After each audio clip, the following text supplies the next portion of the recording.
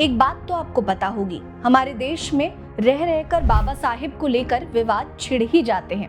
अभी कुछ महीने पहले की बात है, बाबा साहिब अम्बेडकर के संविधान के शिल्पकार होने पर लगातार सवाल उठाए जा रहे हैं। एक वर्ग ऐसा है जो ये अफवाह फैला रहा है कि बाबा साहिब ने संविधान नहीं लिखा बल्कि BN राव ने लिखा था, जबकि जब आप संविधान का इतिहास उठाकर देखते हैं आपको ऐसे अनगिनत साक्ष्य मिल जाएंगे जो ये कहते हैं कि कैसे बाबा साहिब ने दिन रात एक करके 7 सदस्यीय मसौदा समिति के होते हुए भी खुद अकेले ये संविधान तैयार किया।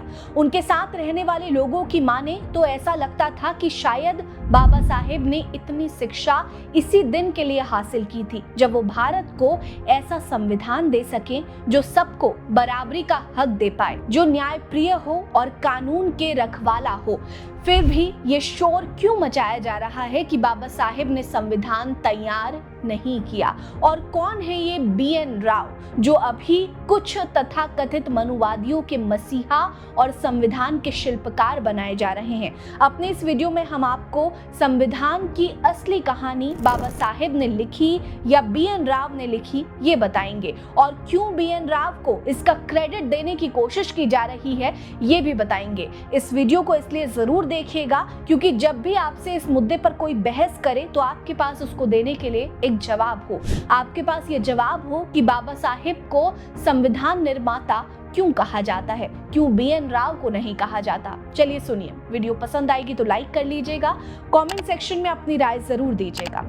सर बेनेगल नरसिम्हा राव, जिन्हें आप BN राव के नाम से जानते हैं, एक भारतीय सिविल सेवक, राजनयिक और राजनेता थे जिन्होंने 1947 में बर्मा यानी कि वर्तमान में म्यांमार और 1950 में भारत के संविधान का मसौदा तैयार करने में एक सलाहकार की भूमिका निभाई थी। 1950 से 1952 तक यूनाइटेड नेशन सिक्योरिटी काउंसिल में उन्होंने भारत के रिप्रेजेंटेटिव के रूप में काम किया था। राव का जन्म 26 फरवरी 1887 को हिंदू सारस्वत ब्राह्मण परिवार में हुआ था जो कि कर्नाटक के रहने वाले थे। उनके पिता बेनेगल राघवेंद्र राव पेशे से प्रसिद्ध डॉक्टर थे। उन्होंने 1909 में भारतीय सिविल सेवा परीक्षा पास की थी और पहली नियुक्ति उनकी बंगाल में हुई थी। BN राव ने 1935 में भारत सरकार अधिनियम 1935 का मसौदा तैयार किया था जिससे भारत सरकार देश में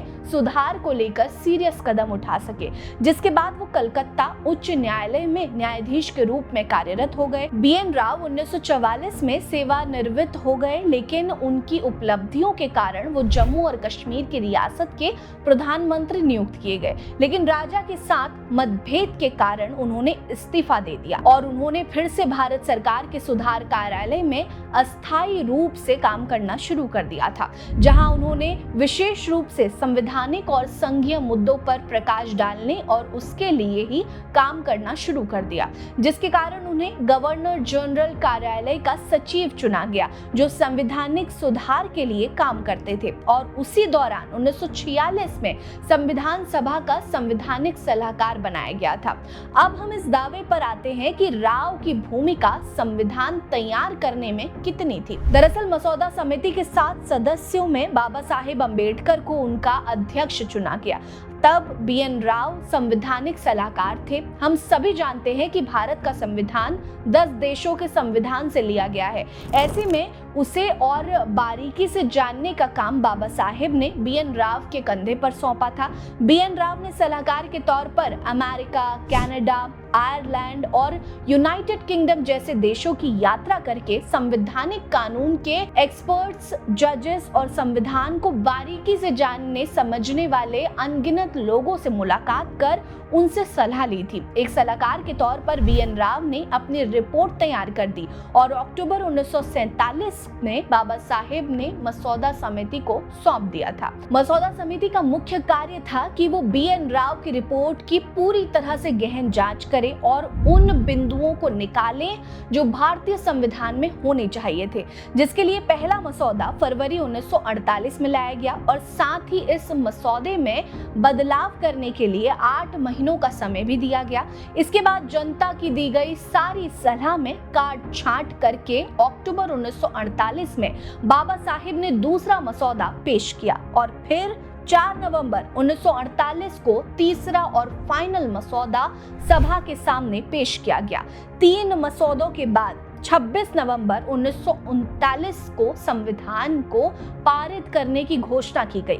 बाबा साहिब ने 25 नवंबर 1939 को अपने फाइनल भाषण में कहा कि जिस संविधान को उन्होंने पूर्ण रूप दिया उसका सारा श्रेय उनका नहीं बल्कि कुछ श्रेय संवैधानिक सलाहकार BN राव को भी जाता है, जिन्होंने संविधान का पहला मसौदा तैयार करके दिया था, जिनके आधार पर ही आज फाइनल संविधान बना है। यानी कि बाबा साहिब ने खुद संविधान को तैयार करने में BN राव की भूमिका की तारीफ की थी, लेकिन संविधान को लिखने और किस बिंदु को लेना है और किसे नहीं लेना है इसे खुद बाबा साहिब ने ही तैयार किया था। समिति के सदस्यों में से एक TT कृष्णमाचारी ने खुद इस बात को स्वीकार किया था कि 7 सदस्यों के होने के बाद भी अंबेडकर ने संविधान का मसौदा अकेले तैयार किया, क्योंकि ज्यादातर सदस्य वहां मौजूद ही नहीं होते थे। वहीं पहले राष्ट्रपति और संविधान सभा के अध्यक्ष डॉक्टर राजेंद्र प्रसाद ने भी इस बात की गवाही दी थी कि उन्होंने बाबा साहिब को दिन रात एक करके संविधान तैयार करते हुए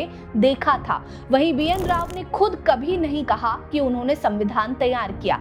फिर आज कुछ लोग उन्हें इसका क्रेडिट क्यों देते हैं? वजह साफ है, जो लोग बाबा साहिब की महानता को स्वीकार नहीं कर पा रहे हैं उनके लिए स्वीकार कर पाना कहाँ आसान होगा कि उन्होंने इतने महान संविधान का निर्माण किया है। उम्मीद है कि अब आप भी जान गए होंगे कि संविधान का असली शिल्पकार कौन है। अगर आपसे भी अगली बार कोई इस मुद्दे पर बहस करे कि संविधान निर्माता बाबा साहिब नहीं है, तो आप उनको ये ठोस जवाब दे सकते हैं। बाकी अगर आपको हमारी वीडियो पसंद आई हो तो लाइक जरूर करिएगा, चैनल को सब्सक्राइब करना मत भूलिएगा। हमारे साथ बने रहिए। नमस्कार।